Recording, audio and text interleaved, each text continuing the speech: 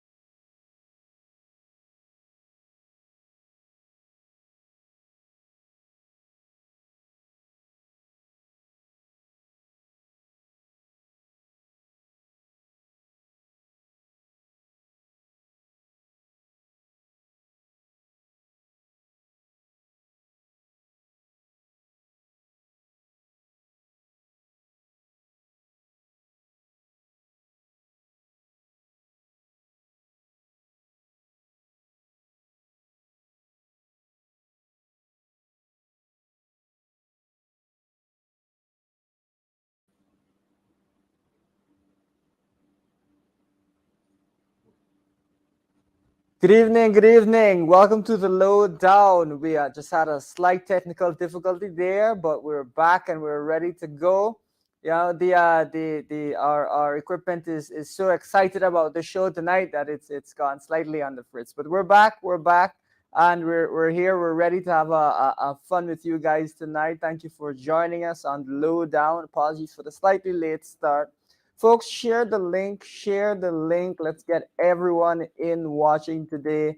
Let's give everyone an opportunity to watch the show today. Share the link. Share that link. Welcome to the Lowdown. We always have a fun time here. We always have a good time hanging out on our Saturday nights here. We've got again some great good old fashioned Guyanese comedy here for you. We've got to talk a bit more about the events that have happened since the concert with a certain individual named Skeng. I hope I've got that right. Who was recently banned. We're going to talk a bit more about cost of living, how that has changed since we last spoke. Of course, we've seen increases again in the price, so we'll go through all of that. We're also going to speak with the vice chairman of the party, Miss Elizabeth Williams Niles. So that's going to be another interesting conversation. She's happy to join us and have a chat with us. And we're going to talk quite a bit about employment in Guyana, why we've seen some of these high levels of employment, what we've seen the PPP, the government try to do in terms of tackling that, and how that has essentially won't really solve the issue, and what an alternative way to look at it would be. So we'll cover a wide range of issues today. We'll actually also cover the leader of the PNCR, some of his qualifications. We'll talk a bit about that to help people to get a sense of his background. So that's going to be very interesting. I know that he's a man of the people, but we want people to also, citizens to also have a sense of his professional and his academic background, which is very robust. It's very impressive. So we'll chat a bit about that. Of course, we always keep it light here on the Lowdown. We're gonna close off the evening with just some, I always try to give young people and Guyanese more broadly some advice on how to position yourself to benefit as our economy changes. So there's going to be some advice that comes out of that. Look forward to sharing that with you guys, helping to lend some perspective to the great changes that are happening in our country. We saw one of the things we're introducing to the show is we want to always do an oil price check. And so the last I saw, oil was $121 a barrel. That's Brent. WTI will be a little bit less than that. So we've again got oil around this $120 a barrel mark, which is incredibly high, and it's been around that mark for some time. So it's difficult for consumers. So it's important to always keep an eye on that oil price, folks. Always keep an eye on that oil price. We've also heard from the World Bank that the expectation is that between this year and next year, Guyana's economy will double. That is a very, very significant development because, just imagine that all the years that we've been growing as a country, within 1, 2 years, we're going to double all of that economic growth. So that's pretty impressive. And it again, I think, yields a couple of insights for young people as you look to position yourselves within this incredibly quickly growing economy. That's what's going on. We are growing. It's a the train has left the station. It's just a matter of how we navigate. So that's what's going on right now. Folks, share the link. Share the link. Let's have fun here tonight as we always do. The Lowdown. We've got Tuesday show as well as the Saturday show. Tuesday show is more of a news review show, so keep that in mind. The Saturday show is when we go into a little bit more detail, keep things a little bit light. The Tuesday show we discuss things in a different way, looking at the day-to-day events. So share the link, folks. Share the link. Let's get that out there, and then we'll keep get rolling with tonight's show. So just let's get the first slide up there. We'll talk a bit about Skang. So we always have the meme of the week section, and this particular day we've got some interesting ones. So here we've got someone someone making a joke that they can't tell the difference between Skang, Skillibang, or some of these other artists. But what essentially happened is that the government has banned Skang and reportedly other similar artists from performing in Guyana. We've previously seen on the PvP bans of reggae and dancehall artists, which is pretty controversial. Of course, we want people to have a good time. Whether the government should be dictating what type of music you like or listen to is very much a question, and so there's been a strong reaction, I think, against this move. A strong reaction of people indicating that they're not particularly in favor of it, and actually people saying that why are you looking at this when you should be looking at the police and the organizers in terms of their security measures and how those should be improved going forward. Let's get the next slide up there. All right, so then someone is saying, while we're at banning things, let's ban blow. Guyanese love to love to make a joke off of everything. So again, Guyanese are making a joke off of this banning that took place. This banning of Skeng, and Skeng has come out since to say, or Skeng's team rather, to say that they were also in danger during this event, and so they don't think that it's appropriate that they should be banned. Very interesting event. Of course, it's unfortunate that we saw shots fired. We actually saw shots fired at this event. There were reports of rampant theft, of people losing phones. There are videos which purport to indicate individuals having their phones stolen. There's all fights and altercations that took place. And I always recall a news agency speaking about the banks. I believe it's the bank's bar. It could be another company's bar that was allegedly robbed, and someone relieved their phone. And the news agency said, "Oh, don't cry, uncle, don't cry," regarding an individual who, I guess, was crying because his phone had been stolen. Folks, this is an unfortunate state of affairs. It remains to be seen whether banning Skeng will improve security at future events. It strikes me that there isn't really a logical link between those two things. It strikes me that there isn't a logical link there. Yes, so we've got that Skeng concert where the shots were fired. People seem to have been having a good time up until then, but then things really got out of hand. And now no more Skeng for anyone. It's some would say it's a tragedy. I don't personally listen to Skeng, but everyone is entitled to their own music preference. That's something that I believe. So this is a very interesting turn of events. Moving on to the next item. Let's get the next image up there, and we'll chat a bit about that.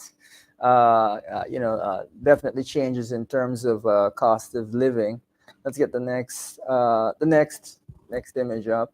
There you go. So now we've got a question of very high food prices. In fact, some of the highest food prices, food and gasoline prices that we've seen in the entire world. And of course, you know that the government has put aside some monies for cost of living mitigation, but these monies were put aside before the war in Ukraine sent prices through the roof. Government hasn't put aside any additional money since then. And so the question is it that the government does not care about the increase in food prices that has happened since? We know that wheat is one of the areas we talk often about that has gone up some 40% in a few months. And of course, this is what you're seeing reflected in many areas, not just in wheat now. Oil price is another area that's really reflecting this. Government has indicated they intend to grow wheat locally right here in Guyana in Region 8. Of course, it's the only way that we would even get the wheat is to be able to grow locally is we would get it an entire year from now. So I guess, folks, you're just going to have to bear your chafe for the rest of the year. That seems to be the government's strategy when it comes to dealing with cost of living. Unless you're part of one of those very small pockets of people that have been able to receive some relief. It seems to me that the vast majority of the country has not been able to receive that relief. So what is going on? This is this cost of living pain continues. Let's get the next slide up there. Okay, so here again, talking about food prices having gone up. This is something that we're seeing across the world. In the U.S., they're talking extensively about it. Of course, they are a major food producer themselves, so that just goes to show you that across the world, this is a major issue. The U.S., there's some concerns that they may be heading into a recession now as they try to fight inflation. Of course, as I mentioned a little earlier in the show. Uh, I guess it's a big secret, but Guyana is producing oil and the country is growing incredibly quickly. So we should be much more aggressive in trying to improve people's standards of living than you could be in the United States. And much more of our efforts should be dedicated to reducing the cost of living. Government is only put, as we've mentioned before, less than 1% of the national budget towards mitigating costs of living. I don't know about you, but it strikes me that this is the most important issue of the day. But it doesn't seem like it's one of the most important issues in the national budget now, does it? With President Biden actually saying his top domestic policy item, his top thing on his agenda is the rising price of food. So we've got really difficult circumstances for consumers. Of course, folks, we have not seen that national minimum wage increase. Not seen minimum wage increase, but at the same time, you're seeing food prices go up and up. The last reading, which came out on Friday, was that inflation in the U.S. at least was 8.6%, so higher than it was expected, the year-over-year inflation, and that has concerned many economists across the board, and it raises a question as to when this cost of living difficulties are gonna end, and it seems like it's not gonna be soon. Let's get the next slide up there. Okay, so then we've got a question of the actual price you pay at the pump. This is the first time that our prices across the U.S. have reached $5 per I think it's per I don't know, something. It's the first time it's reached that level. Of course, I don't buy gasoline in the U.S., so I'm not as familiar. But I can tell you that across Guyana, people have been complaining about how much it costs for them to fill their tank, about how much it costs for them to actually drive. And people are saying, should they cut back? Should they go electric? What should they do? It's something that really has raised a lot of concerns. This is, of course, because of partially of the war in Ukraine, partially because of the pandemic's effects, where things are reopening across the world. this specific spike is in large part due to what is going on in China, where they're coming out of lockdown, and so they're now able to be active on mobile and therefore consume gasoline. So that's one of the things that's causing this spike.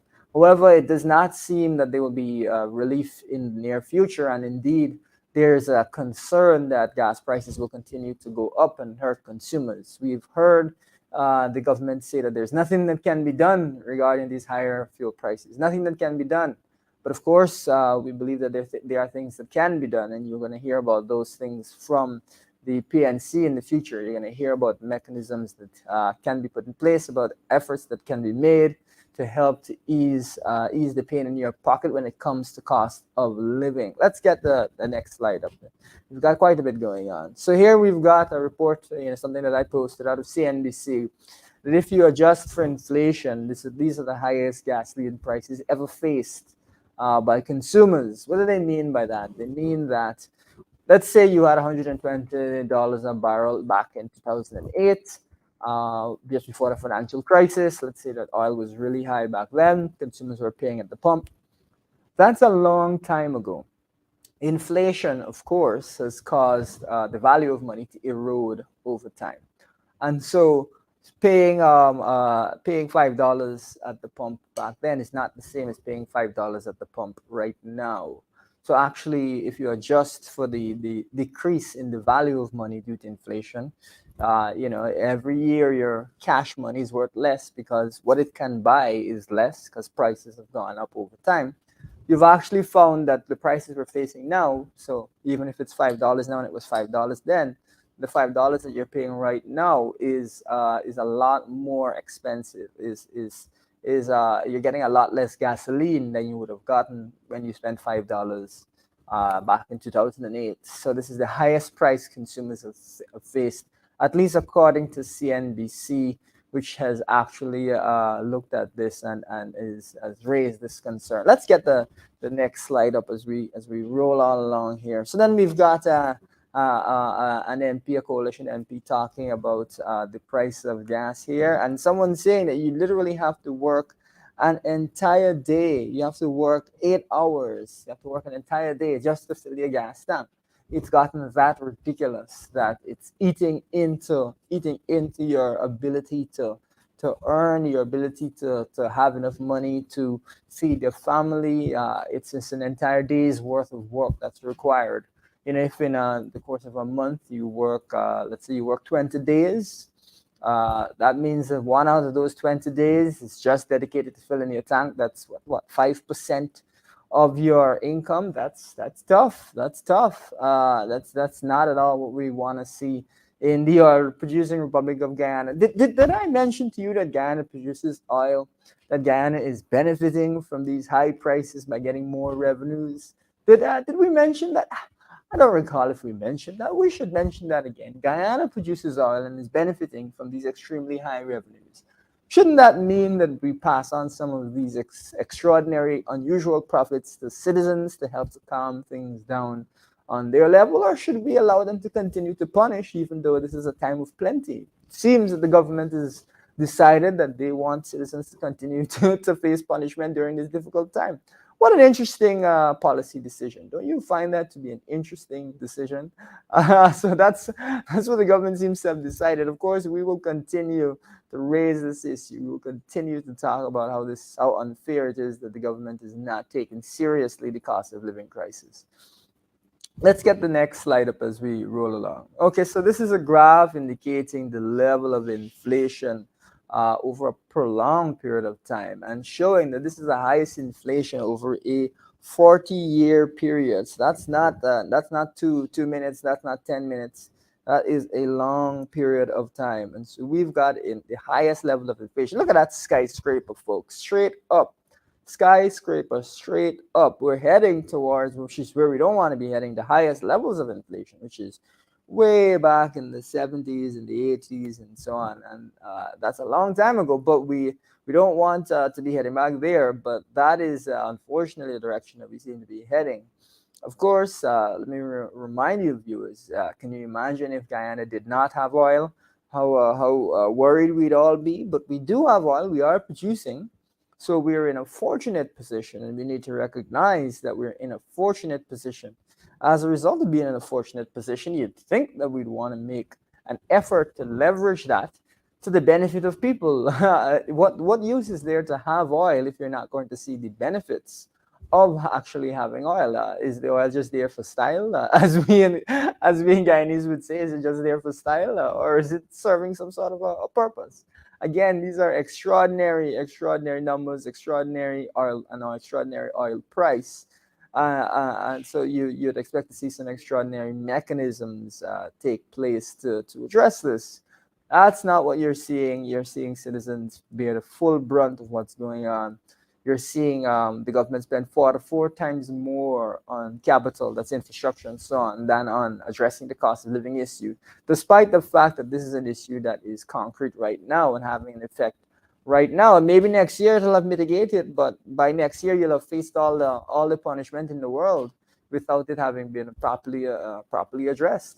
Let's get the next slide up there, folks. So, we also on this show, we love to talk about the housing situation in Guyana. Like to talk about the changing dynamics here in Guyana as the oil and gas industry comes in. And you're seeing here the price of housing continues to be through the roof. This is housing in Eccles, $1,800 for a 2-bedroom, I believe. That's $360,000 for a 2-bedroom. Ooh, yikes! What's that? 900 US for a 2-bedroom. My goodness, $180,000 if my math doesn't fail me, for a 2-bedroom.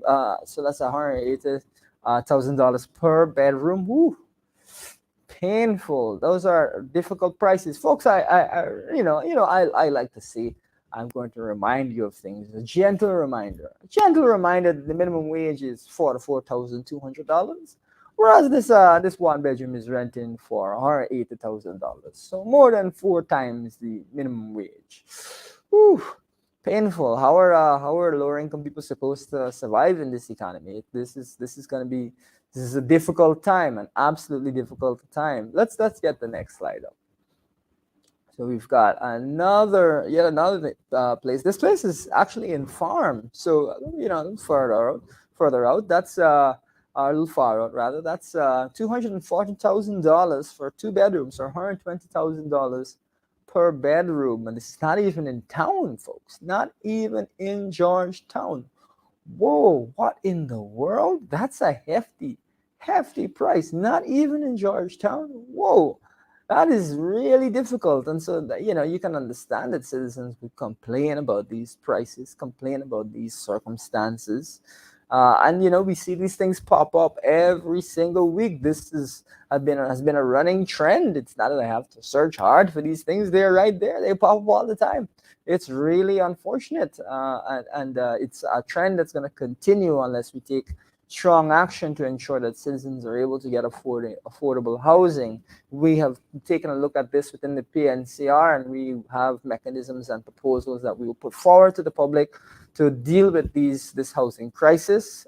So keep in mind that we are looking at this and we appreciate difficulties. But whoa, $120,000 for a bedroom for something that's not in Georgetown, almost three times the national minimum wage, and it's not even in Georgetown. Oof.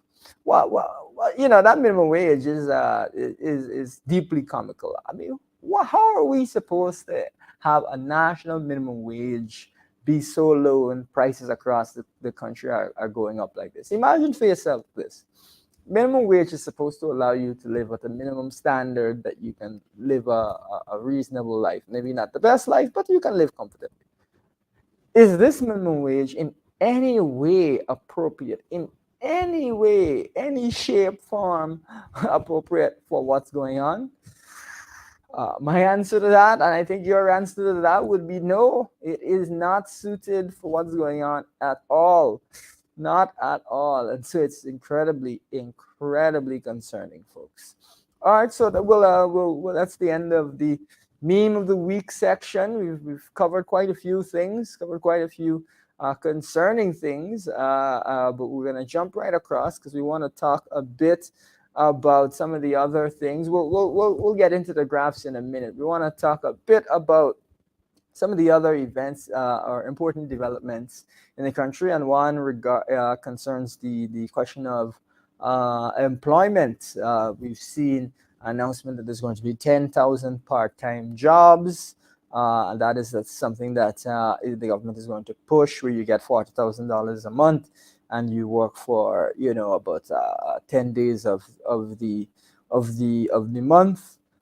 Folks, from all indications, the oil and gas industry were able to get $400,000 starting salaries. And I'd ask you this: would you prefer to make $400,000 and have a steady job, or would you prefer to have, excuse me, a part-time job paying you $40,000? And it strikes me that if rents are this high, then a part-time job paying you $40,000 is not going to take you where it is that you need to go. But we'll talk a bit more about that at the end of the program. Of course, we want Guyanese to get assistance throughout this difficult period. We want Guyanese to benefit from the growth of the country and from the improvements in the country and from our prosperity. We want them to benefit from that. But the 10,000 job program strikes me as not thought out well by the government, and we will address it in detail and indicate to you that there's a better way to approach this, far better. I like to keep things light, and I'll say that it is so obvious that there's a better way to approach this, that it is truly comical, truly comical. I don't know how they're thinking about things, folks. That they're not figuring out that there's better ways to address these issues. But that's what's going on. However, it was pointed out by the leader of the PNCR, the leader of the opposition, Comrade Norton, that this is actually an admission by the PUP that they've been unable to create jobs, this 50,000 jobs that they had said that they would create.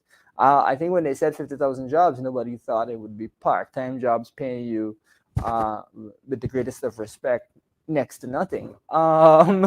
So that's not at all what I think people expected for this 50,000 jobs promise. And so the question is, why is the PPP struggling? Why is the government struggling so much to be able to generate these jobs? Now, I think one of the important things to understand is, what is unemployment? What is underemployment? This is an example, these 10,000 jobs, what we call in economics underemployment. So these people don't have full-time jobs, may not be in the most productive areas, may not have great prospects for career advancement and stuff like that. So they're underemployed. Their skills are not fully utilized. But unemployment, which is another way of tackling or questioning these issues, really is when people are looking for jobs but unable to find those jobs. And this concerns particularly full-time work where their skills are fully used. Now, of course, the government may argue that the 10,000 job program will reduce the unemployment rate, but some economists would beg to differ, because really unemployment, or rather employment, concerns full-time work where your skills are properly utilized. And if you're just engaged in part-time work, you're still considered by some economists to be unemployed, or at the very least underemployed. So you still would not see a change in terms of Guyana's unemployment rate. As an example, if you think about it, students, if you think about college towns in the States and so on and so forth, they tend to have very high unemployment rates. And is it that the students are not employed gainfully in activities, are not gainfully involved in activities? No, the students are studying, they're gainfully employed, but the difference is that they're considered to be unemployed because they're not actually working full-time. Similarly, if you're not working full-time here, you're still considered to be unemployed by some measures. So this shouldn't actually improve the state of Guyana's unemployment, the state of unemployment in Guyana, which is should help to lend some perspective regarding the nature of these programs, which seem to be these kind of stopgap half measures rather than anything concrete that can properly address the needs of the country. Just kind of a half measure here, a half measure there. Folks, I don't.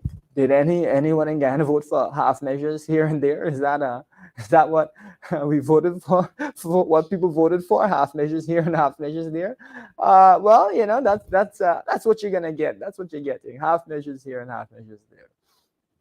More importantly than that, though, it raises a broader question, which is the question of whether we're going to get what we as economists call full employment, which is when you've got everyone pretty much employed in the best way that they can be, and the economy is hovering at the maximum level that it can go at. Now, that is, of course, takes a lot of effort and requires good economic planning. And we believe that under the PNCR's leadership, we will reach a state of full employment. We will reach that state, and sooner than you would imagine. We'll get you there. What we're seeing right now is stopgap measures that will not result in full employment. A $40,000 part-time job will never get you to full employment. This is not a long-term strategy. It's not a realistic strategy to address the issue. So that's full employment. However, as much as I know that we'd love for everyone to have a job and be happy and satisfied, there are certain reasons that you'll always have some amount of unemployment. And that's because people may be switching between jobs, people may be switching between industries and so on, studying. So it's natural for there to be some degree of unemployment, but that tends to be, or economists, depends on the economy, of course, but when you see maybe 3%, 3 or 4% of a population that's not employed, that tends to be what we think is the maximum number. And after that rate, you start to see wages rise and inflation and so on and so forth. So that is essentially what we keep in mind as economists, trying to get to that 3% number. Here in Guyana, we've consistently been well above 10%, sometimes above 15% as at the height of the pandemic, and consistently above 12%, 13% under the PVP. We also saw some levels of unemployment under the coalition, but that was reduced. In fact, we'll show you a little bit that just before the transition of government, you actually saw unemployment levels reach a very low level. Which was a great positive for the country. Once we came into office, we saw some changes.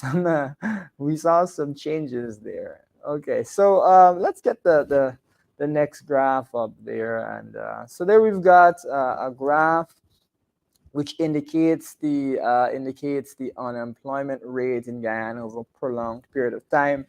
Of course, the majority of this graph will be under the PVP. You'll only have a few years under the coalition there. So we've got elevated levels of unemployment, and it's actually heading up, which is unfortunate. It's come back down a bit now that the pandemic has ended, which I think is to be expected. But generally, you see a graph that's heading upward. Let's get the next slide up. Okay, so for a point of comparison, let's look at China, which is generally considered to be an economy that was very robust, and with a huge amount of growth, and a lot of people lifted out of poverty. But there you also see unemployment drifting upwards. So you could say that, Guyana is governed similarly on a similar level to China, so everything is going fine. But we'll dig a little deeper into these graphs. So this is an unemployment graph. Let's go to the next one. Now you've got a graph of the growth rate over a prolonged time in Guyana, and you'll notice that it was very choppy for a long time on the PVP there, and under the coalition you saw a gradual growth heading upward. And then, of course, once we start to produce oil, you see the big spike where growth goes through the roof, right up. Let's take a look at the next slide. Okay, so this is China again with the growth. You see earlier in their graph, they've got really sharp, high levels of growth, and that has slowly tapered off. Of course, economists know as a country gets more wealthy and larger, and its economy gets larger, it actually results in lower growth rates, because basically all of the easy things have been done. So you're kind of maturing, and your growth rate will slow down. But what's the key takeaway of these graphs?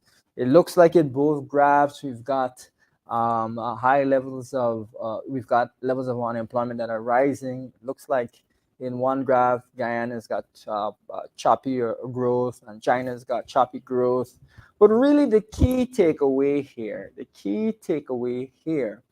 is that if you look at the level of unemployment in China versus the level of unemployment in Guyana. In China, you're looking sometimes at 2.5. 5% unemployment, very low levels of unemployment. Whereas in Guyana, you're looking at 12, 12 and a half, 15%, 13%.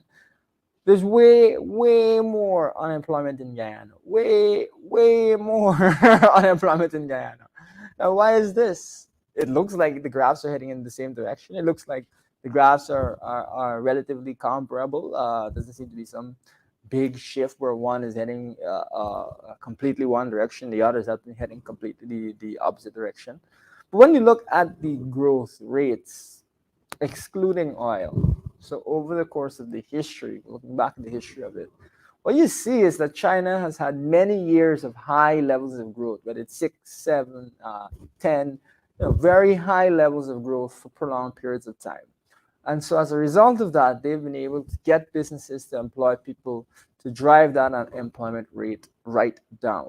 That's what they've been able to do over a long period of time. Now, of course, Chinese statistics sometimes have questions around them, but it's generally thought by economists that you're seeing quite a lot of employment throughout China for a prolonged period of time. One of the myths that we want to make sure that we clear up is that there's some sort of the PVP is somehow very good at creating jobs and somehow produces these impressive economic growth and impressive economies. Folks, we've demonstrated, just a few graphs looking at the comparison between China and Guyana, that for a long period of time, we're talking about in excess of 20 years, you've not seen extremely high levels of growth under the PVP that you saw in China. You've not seen extremely low levels of unemployment like you've seen in China, which again is a country that has had very effective economic growth. And so the idea that PVP somehow knows what it's doing with the economy, is able to do a great job when it comes to creating jobs, that's a fiction, right? That's not based on any real understanding of the basic data. If they were really good at it, we'd be relatively rich, wouldn't we? But Guyanese have suffered with low levels of income for a very long time and high levels of unemployment. If they were good at what they said they're supposed to be good at, they've had in excess of 20 years to show it. Nothing there to really show that. High levels of unemployment, low levels of growth. So that we kind of want to put that aside. Let's not proceed from the assumption that the PVP knows what they're talking about when it comes to growing the economy. And now when you're seeing this 10,000 jobs proposal, this part-time jobs proposal, it just kind of harkens back to the same idea that they don't have a real sense of how to create these jobs. The management is poor. And so as a result of this really poor management, they're resorting to these kind of half measures, stopgap, random measures to try and figure out how they're going to move forward. So I think the leader made a good point when he said that this is an indication of failure rather than success, having to rely on these short-term jobs. Folks, that is, we got one more graph and then we'll bounce over to our guests and then we'll close out the show. And that is, let's get the next graph up. Just want to look at employment before the pandemic and then during the pandemic. So before the pandemic, you saw a low level of unemployment there. That's under the coalition. You saw it jump up during the pandemic. There is a little bit of a reduction there. And that's potentially because a lot of people dropped out of the workforce and stopped looking for work altogether, which will impact your unemployment rate. But the point I'm trying to make is that just before the pandemic hit, the economy was doing quite well. We're growing in excess of 5%. I believe we were quoted as the fastest growing economy in the Caribbean, even without oil.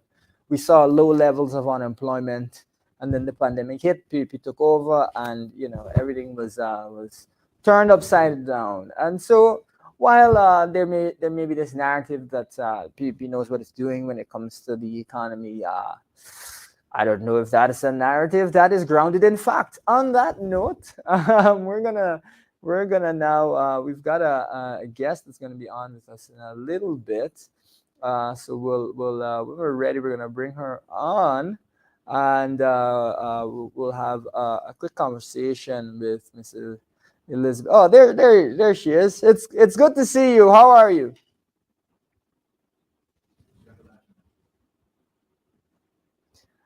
All right. Could you say that again? Actually, I think you need to put on your mic. I think you've accidentally got Oh, yourself on.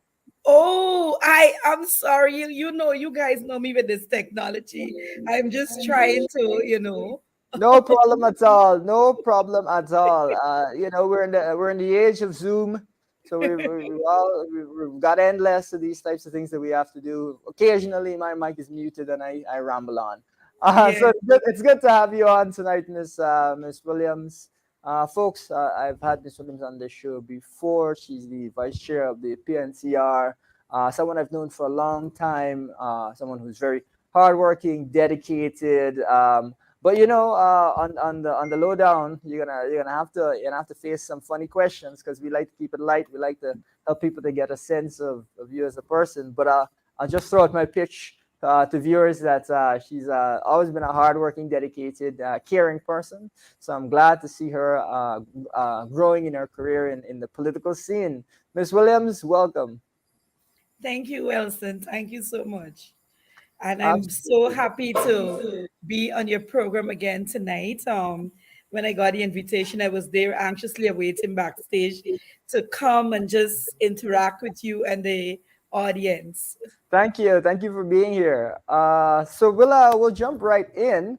If you could give viewers a sense of where you grew up, or just as a point of opening, are you a country girl or a town girl? That's the Ah, all right, just a gentle reminder for those of you who were following my political campaign to get to the central executive of the party. My name is Elizabeth Williams Niles. I was born and grew. I born was born in Macdoom, the village of Macdoom, on Greater Georgetown, but normally people say East Bank, but it's Greater Georgetown. I grew up in Macdoom, Agricola, because my first school, apart from my nursery, which was Smith's Nursery School in Macdoom, I went to Houston Primary, then to Eccles Primary, then to Houston Community I, then to St. Joseph. So that's a sure. person. Yeah, great, great. Good to know. As we go through it, as I said, prepare for some strange questions. You know the lowdown. What is your least favorite food? Ah, Least favorite food. oh Lord, I have to think. What is my We've got least all favorite? sorts. We've had all sorts of answers. We've had soda. We've had Corilla. Nah, I love Karila, but I love Oh, Karila. So that's not sure, I sure. think cabbage. Cabbage. I Cabbage. some of Really? the other really, really I eat cabbage, but it's like one of the greens that I will eat uh, you Yeah, know. the least. Mm. Yeah. Okay. Okay. Well, there you go. That's an interesting one. Viewers, cabbage is not the thing to cook if Miss Williams ever comes around to your house. All right. Duly noted. I don't know if you like to watch movies or TV shows, but what movie or TV show have you Oh my rewatched gosh. Well, most? let me say this to you. I'm hooked. I'm literally Sure. hooked. I mean, it's an old one, but Skinny Okay. Girls in Transit on YouTube. I've been watching it All over and over and over. It is just beautiful. It has a good storyline, good family values. right. Okay. Okay. Tells about the culture of your Yeah. ancestors and so forth. Sure. It is Okay. it is just beautiful, Elson. Yeah. Beautiful. And my Yeah. Very interesting. favorite movie is Virtue of Ignorance. Oh, okay, okay, okay. We got some unusual but very interesting choices here. I have not heard of that show, and I've not heard of that movie either. Oh, it So is beautiful. I'm Listen, learning. it has six seasons, Elson. Six, literally six. I've watched all six. I've binge watched it. And it is so Nice. nice. When I tell you, Yeah. it is, Okay. let me just share with the viewers so they can go. It's on YouTube.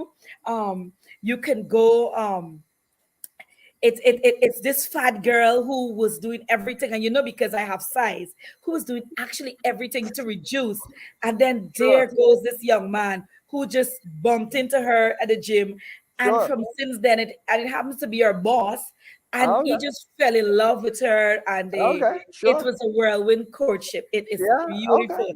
Even as Interesting. I'm looking at you here, my TV is on and it is on. I love it. It is the thing that when I get home to, it's like my comfort thing.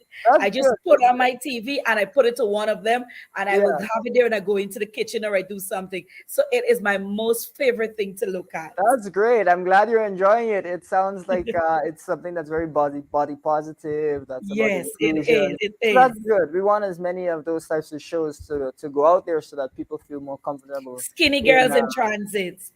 there you go. There you go. All right, viewers. We're learning here, viewers. We're learning, and we're enjoying it. We're keeping it light on the lowdown. And on that note, what's your least favorite vacation?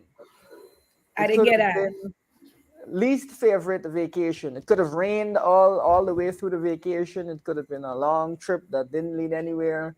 It could have. No, I would not say any of my vacation have been least favorites. All Okay. of my vacation have made it memorable. I'm Nice, just nice. That's good. really, really waiting for the next one.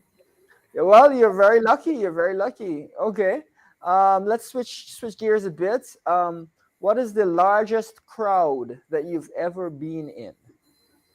Largest crowd. It could Um, be a cricket match. It could be a rally. It could be a well, of concert. course, it has been the rally, the last Mm, APNU rally at the coffee. No, no, no, yeah. not coffee. They Okay. oh Lord, the In Linden no, or not in Linden. I wasn't in Red Linden for that one. Revolution? It was where they built Durban Park. Yes, Durban Park. Yeah, yeah, yeah. Okay, That yeah, was one of the biggest rally I've ever massive crowd. absolutely. And not only that, it was my birthday and the vibes was nice. It was What? my birthday on the day of my birthday because you know that I was born on Okay. the 29th of February. So Ah, sure. Yes, yes, exactly. Yeah. yeah, Well, the vibes was the vibes were good on that night, and it sounds like yes, you had a great time. That's I that's had a good. That's a nice wonderful time story. because family and friends was there, and you Yeah, was just anticipating yeah. coming out into election the day, anxious, excited, and everything to go Absolutely, to absolutely. elections and everything. So Yeah, it yeah. was really Okay. really good. It was a very that's the biggest crowd I've ever been in. Yeah, yeah, sure, sure. Okay, wow, pretty cool, pretty fun. So here's another one.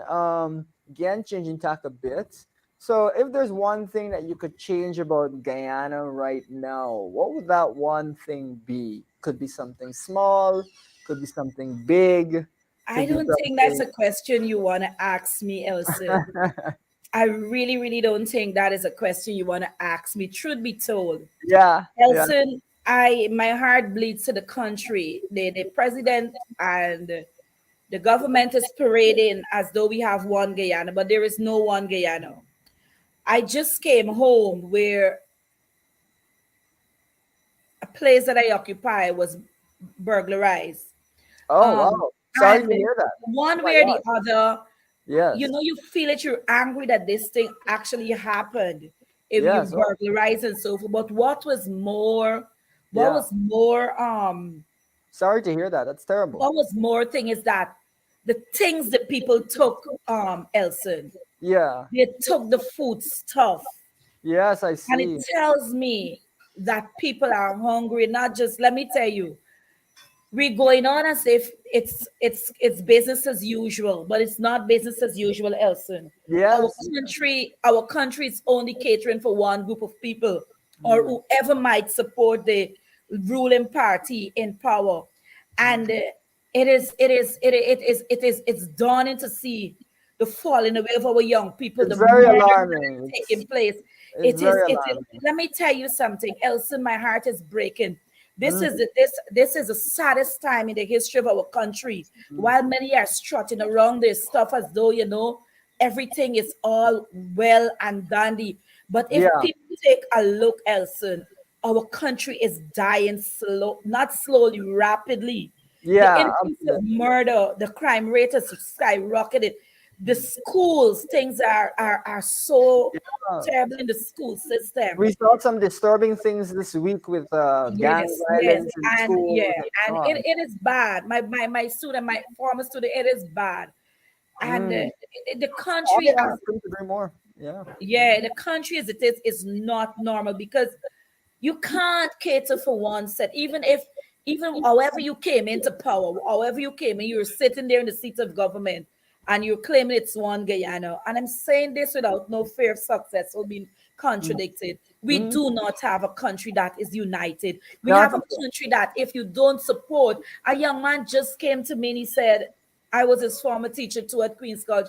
He said, Miss, I was transferred because my uncle was his funeral, and I went to the funeral, and I went to that funeral, and they because I was a picture was taken of the crowd, and I went to the funeral. I was transferred. I was basically demoted, and I'm telling Wow. you, Elson, it's a young man, a brilliant young man like yourself who went to Queen's College Wow, too, who that's is tough. doing his thing, who is working in the government agency and Yes. doing what he needs to do. It is a sad state of our country, and Elson, I Yeah. can't bemoan as I can't explain how much this place hurts me, literally hurts Yeah. what is Yeah. going on in our country. So there's Yeah. nothing you or anybody can ask. If I begin to say, when you walk the streets of this country, when you walk the streets of this country, Elson, Yeah. it is daunting. It is daunting. Yeah. And we see the increase of the young people engaging in this social activity of drugs and all sorts of things because they feel as though there's no hope for them. They feel as though life as just give them something, and this is what Yeah. the hand, of Yeah, well, recent. the only solution the government has is a part-time job for 40,000, Yeah, where you can't even survive in this because they country. don't have the thing about the truth of the matter is else is that truth be told, they really, really do not have any Yeah, solutions, and they're not listening to real solution. They want to govern with a big stick method. If you oppose them, if you say to them like you yeah, can't do this is not going to work, you yeah, become the villain.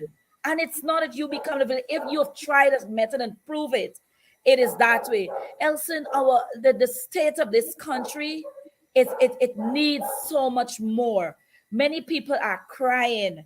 yeah, When I realized today that they stole the food stuff, yeah. I was like, I was angry, but then I recognized, Yeah, well, you know why they they stole? probably They were needed it hungry. more than anybody else, Yeah, right? yeah, yeah, yeah, Elson, the jobs are not available.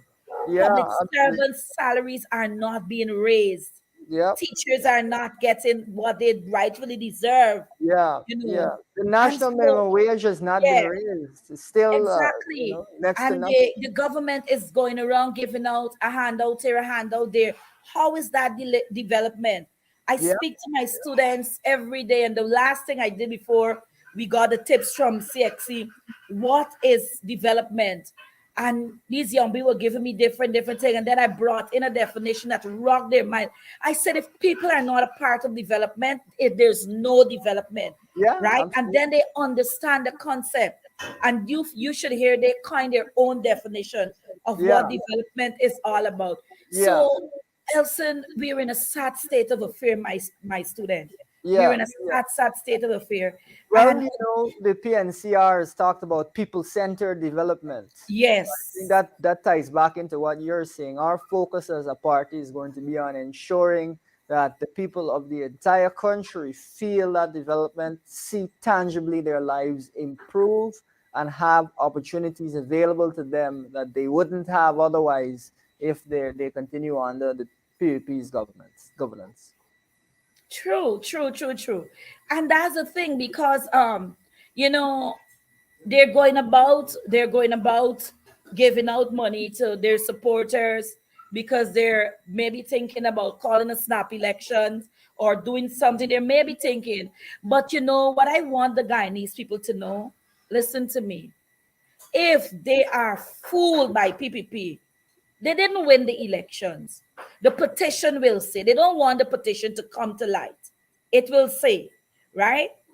But if they are fooled by PPP and in so doing believe that um, they can give them a little dollars to shut their mouths, Elson, we are in a serious, serious state. I remember reading something Joe Biden said. I want to read it back to you. Sure. I want to read it back to you. And I was surprised. You might be so surprised that someone like Joe Biden will be taking cognizance of actually what is going on based on the evidence before the people of Guyana for the past months. Yeah. Powerful members of the private sector exercise decision making power over the regime, and there seems to be a perfect marriage between the private sector commission and the Jagdeo Ali regime. For this reason, Guyanese people cannot expect any change in this stubborn march to inequality by this regime. Do you know how indicting that those words are for us, Elson? And it's something that's come out of the U.S. government. Joe Biden said that in Mm. at the summit yesterday. Yeah, Joe yeah. Biden said that, and Well, this there you go. If that's the case, that's very troubling. Very troubling. it's troubling. It's troubling. Yeah. And if people would just be, people would just be fooled by this little handout and so forth. But many people need it. We live in a society where people need it.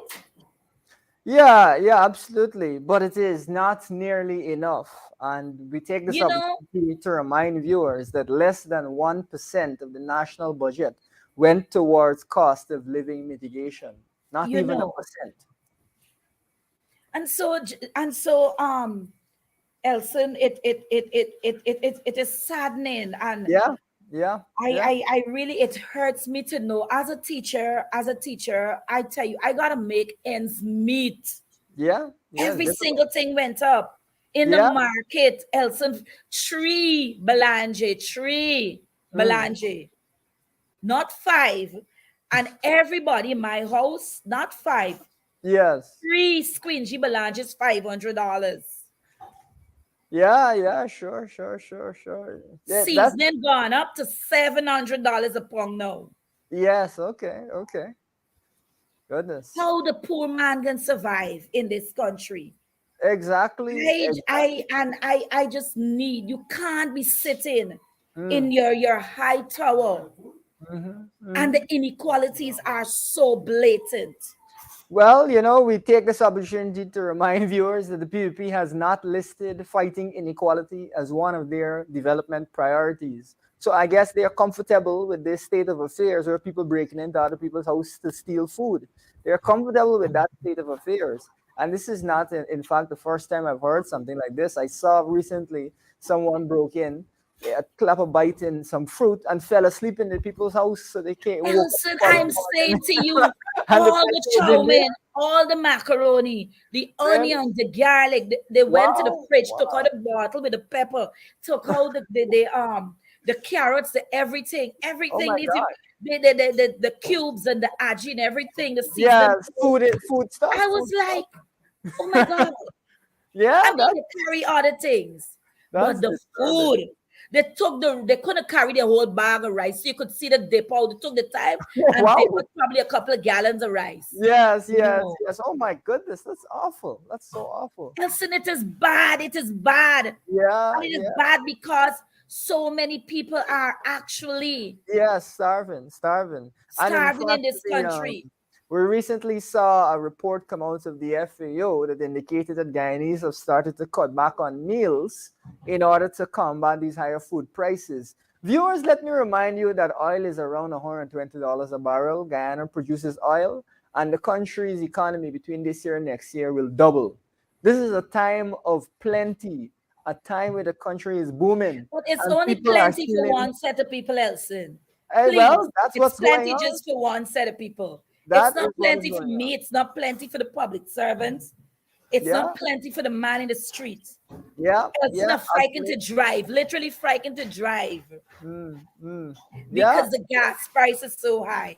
yeah, yeah. It's through the roof, and they're saying now nothing more can be done. So I guess we're gonna have to deal with these higher prices for a long period of time. This is just another example of the way that the government doesn't care and has expressed through its policies that it really just doesn't care.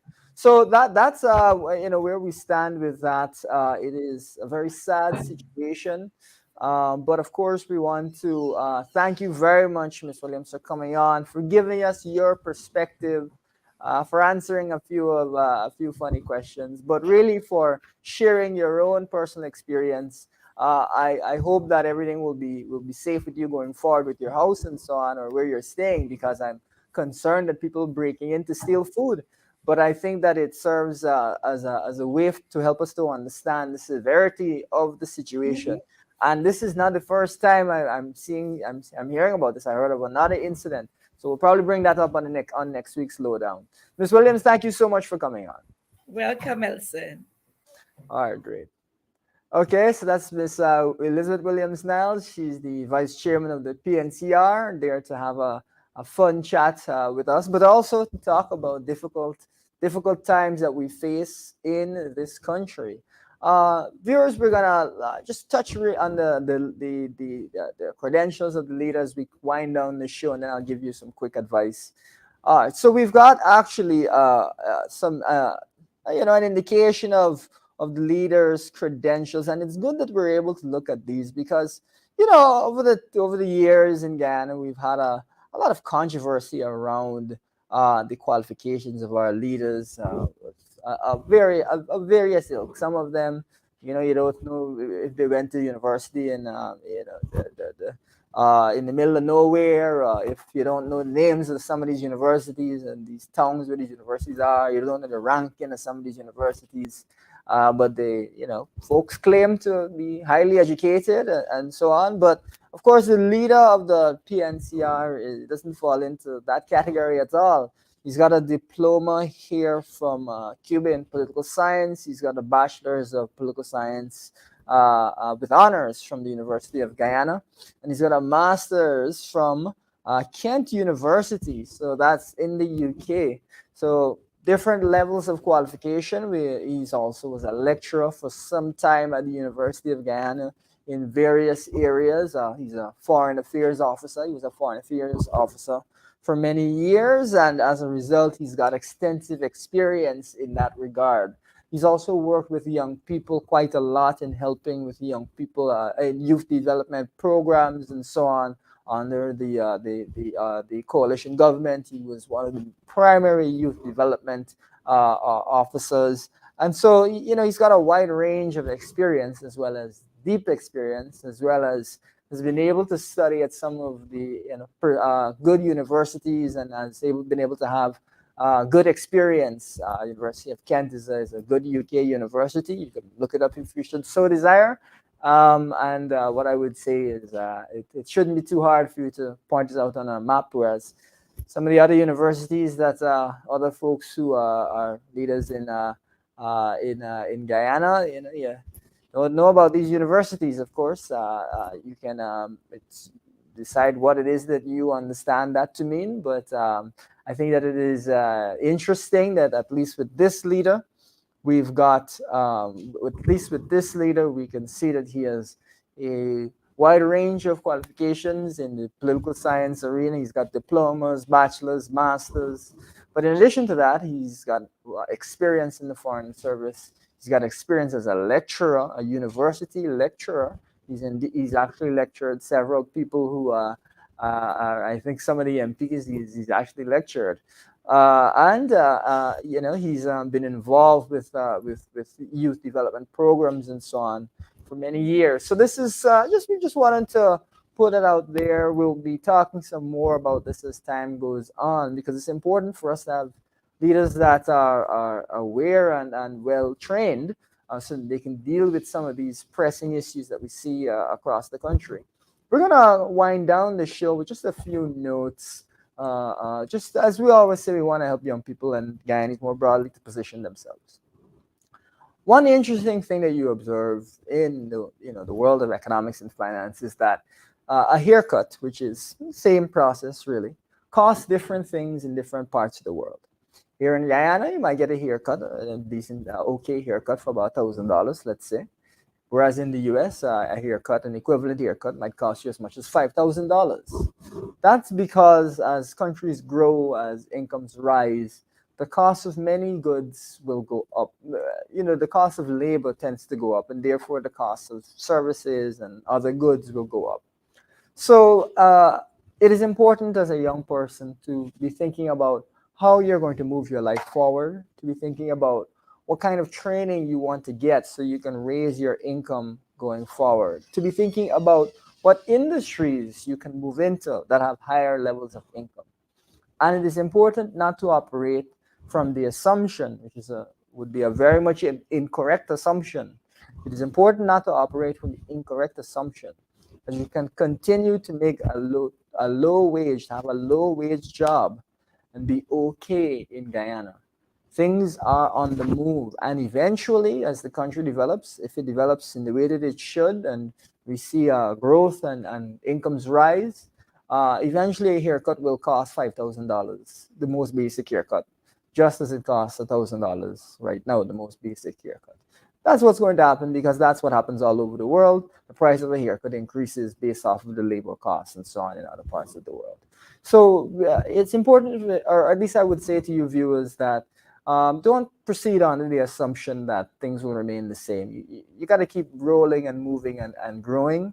This is a time of great opportunity. Don't let those opportunities pass you by. Keep your eyes open at all times. We in the PNCR have advocated for more training, for opportunities for young people, and you will see very robust policies come out that address these things at scale so that we can have the workforce. You young people, we want you to be able to get the training to access high-paying jobs so that you are not left behind, earning pretty much a similar salary or the same salary while the haircut gone up to 5 times as high. And I take this opportunity to remind you viewers that the minimum wage remains the same for several years now, despite the fact that prices have gone way, way up. So it may seem far-fetched to say that a haircut could cost you $5,000, the most basic one, but that is exactly what's going to happen. Viewers, thank you for joining us on another evening of the Lowdown. It's always good to chat with you. I hope you've learned a bit. I hope you've enjoyed the time that you've spent with us tonight, and we will catch you on Tuesday night and then on Saturday night for the next 2 rounds of the Lowdown. We had a little bit of a hiatus a couple of weeks ago, but now we're back and we are ready to roll. Thanks for joining, and we'll see you next week.